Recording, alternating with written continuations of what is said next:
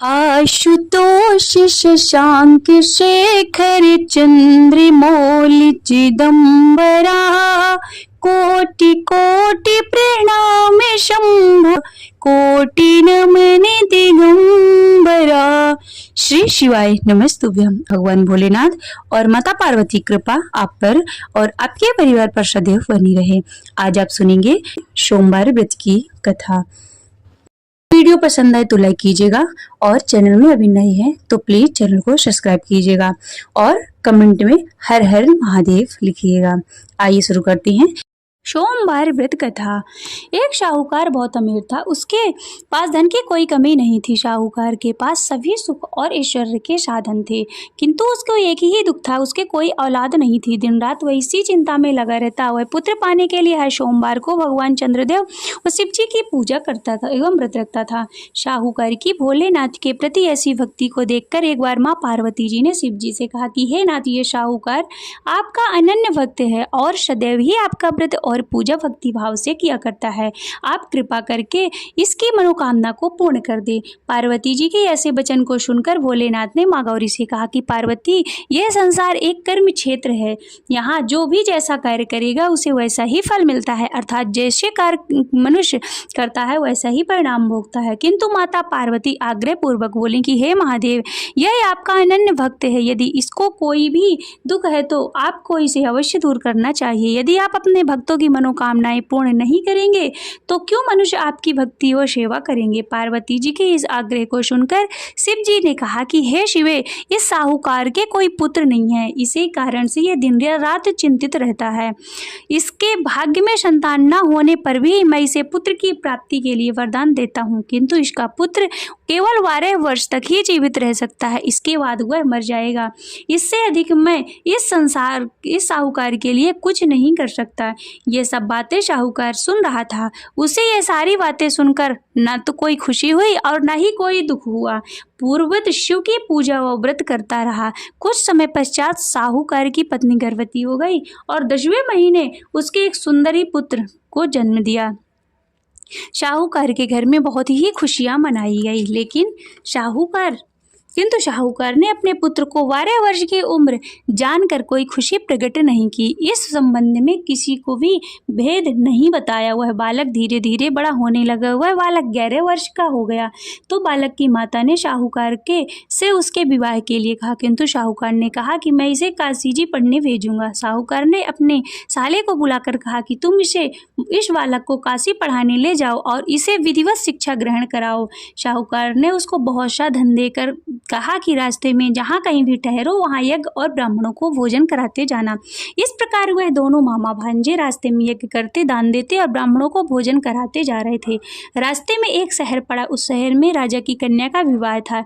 एक अन्य राजा का लड़का बारात लेकर आया था, लेकिन वह एक आंख से काना था। लड़के के पिता को इस बात की चिंता थी कि वर को देखकर कन्या के माता पिता विवाह में किसी प्रकार की अड़चन ना डालें। इसी कारण जब उन्होंने साहूकार के अति सुंदर बेटे को देखा तो उसके मन में विचार आया कि क्यों ना इस लड़के से विवाह का कार्य पूर्ण करा लिया जाए। वह विचार कर उसने लड़के और उसके मामा से कहा कि यदि आप फेरे व कन्यादान का कार्य पूर्ण करा देंगे तो आपकी बड़ी कृपा होगी, हम आपको बहुत सारा धन देंगे। साहूकार के लड़के और उसके मामा ने इस बात को स्वीकार कर लिया। विवाह का काम भली प्रकार से पूरा हो गया। जब वह लड़का जाने लगा तो उसने चुपके से राजकुमारी की चुन्नी पर लिख दिया कि तेरा विवाह मेरे साथ हुआ है, लेकिन उसके साथ तुम्हें भेजा जाएगा। वह एक आंख से काना है। मैं काशी जा रहा हूँ। राजकुमारी ने यह जब इस प्रकार लिखा पाया तो उसने काने राजकुमार के साथ विवाह करने से इनकार कर दिया और कहा कि यह मेरा पति नहीं है, मेरा विवाह जिसके साथ हुआ है वह काशी जी गया है।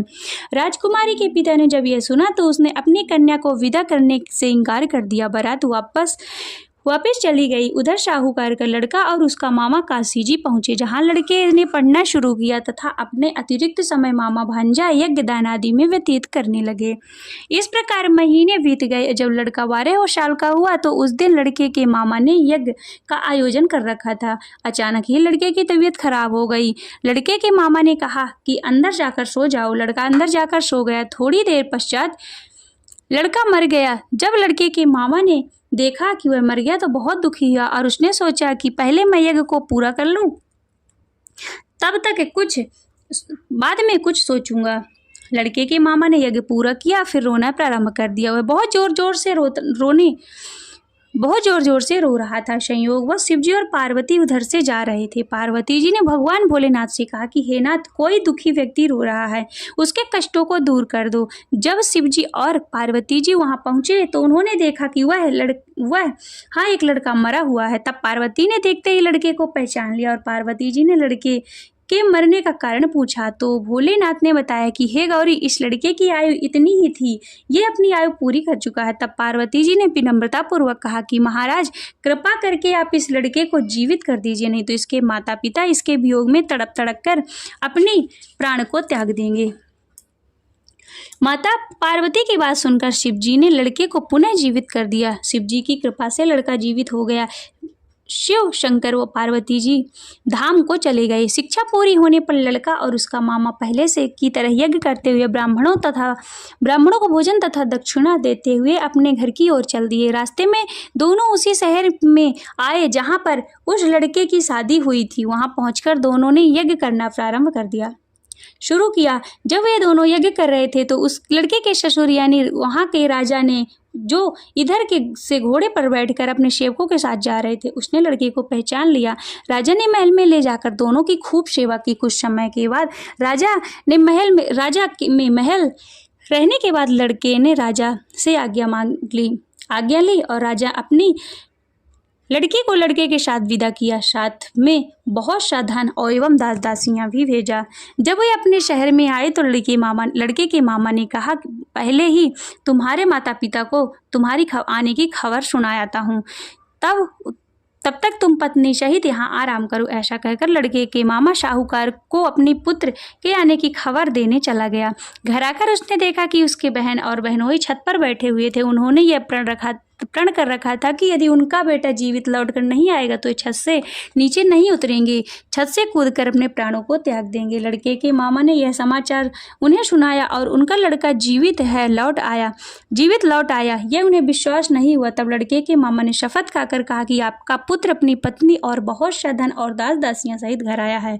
तब साहूकार और उसकी पत्नी छत से नीचे उतर आए और प्रसन्नता के साथ अपने बेटे और बहू का स्वागत किया। सभी प्रसन्नता के साथ रहने लगे। इस प्रकार भक्ति भाव से जो भी प्राणी सोमवार की व्रत का पालन करता है तथा प्रेम पूर्वक इस कथा को सुनता या फिर पढ़ता है, उसके सभी कष्ट दूर होते हैं, सारी मनोकामनाएं पूर्ण होती हैं और इस लोक में सभी सुख सुविधाओं को भोगकर अंत में उसे शिव की लोक की प्राप्ति होती है। इस प्रकार सोमवार के व्रत को 16 सोमवार तक करें, फिर उद्यापन करें। इस व्रत के प्रभाव से मानवों को सभी प्रकार के सुखों की प्राप्ति होती है।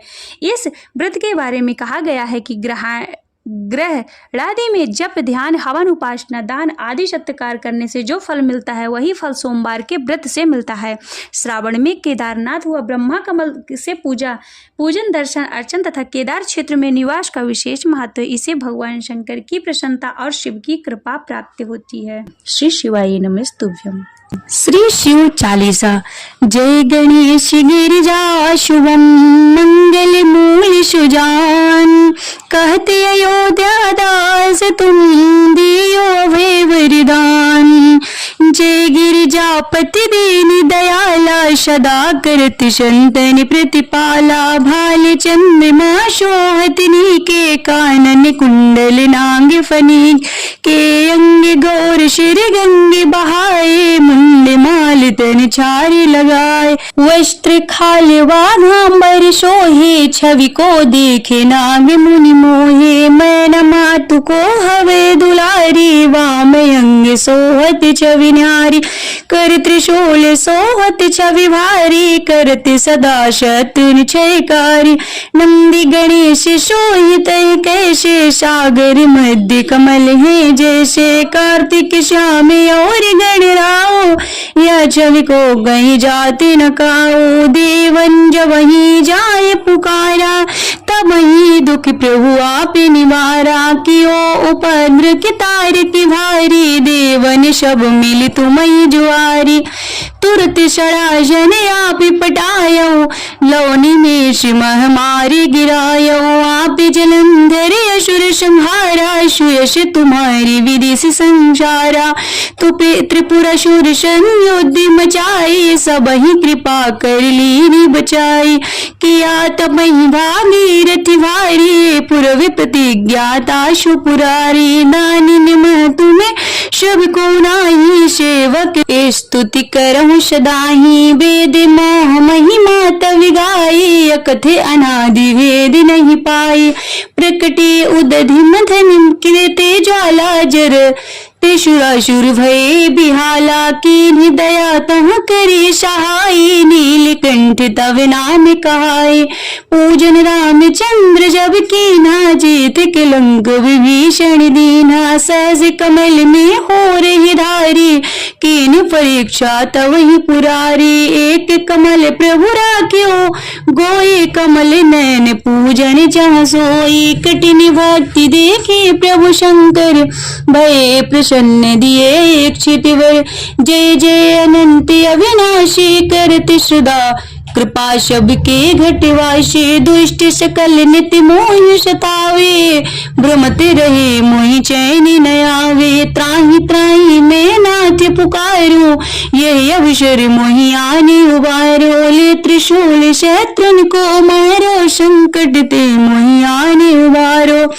माता पिता भ्राता सब कोई, संकट में पूछत नहीं कोई। स्वामी एक है आश तुम्हारी, आय करहु मम संकट भारी। धन निर्धन को देते सदा ही, जो कोई जाचे सो फल पाही। स्तुति के विधि करो तुम्हारी, क्षमा हो नाथ अब चूक हमारी। योगी यति मुनि ध्यान लगावे, नारद शारद शीश नवावे। नमो नमो जय नमः शिवाय, सुर ब्रह्मादि के पारी न पाए। जो ये पाठ करे मन लाए, तापरि होती शंभु सहाय।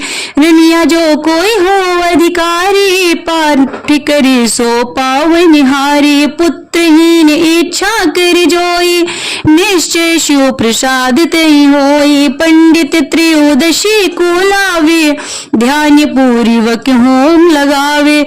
त्रयोदशी व्रत करे हमेशा, ताके तन नहीं रही कलेशा। धूप दीप नैवेद चढ़ावे, शंकर सम्मुख पाठ सुनावे। जन्म जन्म के पाप नशावे, अंतवास शिवपुर में पावे। कहो अयोध्या दास तुम्हारी, जान सकल दुख हरहूं हमारी। नित्य नेम कर प्रात ही, पाठ करो 40। तुम मेरी मनोकामना, पूर्ण करो जगदीश। मंगसर छठ है मंदिर तो, संवत 64 आन। स्तुति 40 शिव ही, पूर्ण की कल्याण। शिव समान दाता नहीं, विपत्ति विदारण हार। लज्जा मेरे राखियो, नंदी के यशवार। एक घड़ी आधी में कुछ और। तुलसी संगत साधु के, कटहि कोटि अपराध। तुलसी संगत साधु के, कटहि कोटि अपराध। ओम जय शिव ओंकारा, बोले हरि शिव ओंकारा। ब्रह्मा विष्णु सदा शिव, ब्रह्मा विष्णु सदा शिव। अर्धांगी धारा, ओम हरि हरि हरि महादेव। एकानन्य चतुरानन्य पंचानन राजे, बोले पंचानन राजे। हंसासन गरुड़ासन, हंसासन गरुड़ासन। वृषवाहन साजे, ओम हरि हरि हरि महादेव। दो भुज चारु चतुर्भुज, दश भुज अति सोहे, बोले दश भुज अति सोहे। तीनों रूप निरखते, तीनों रूप निरखते।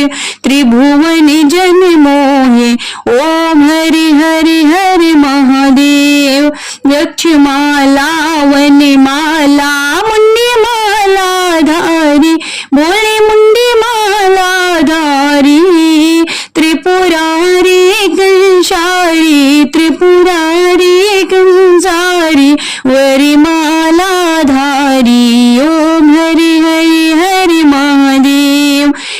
श्वेतांबरी पीतांबरी माघांबरी अंगे बोले बाघांबरी अंगे शनकादिक ब्रह्मादिक शनकादिक ब्रह्मादिक भूतादिक संगे ओम हरि हरि हरि महादेव करि में श्रेष्ठ कमंडल चक्र त्रिशूल धरिता भोले चक्र त्रिशूल धरिता जग करता जग हरिता जग करता जग हरिता जग पालन करता ओम हरि हरि हरि महादेव ब्रह्मा विष्णु सदा शिव जानते अविवेका भोले जानते अविवेका प्रणवाक्षर के मध्य प्रणवाक्षर के मध्य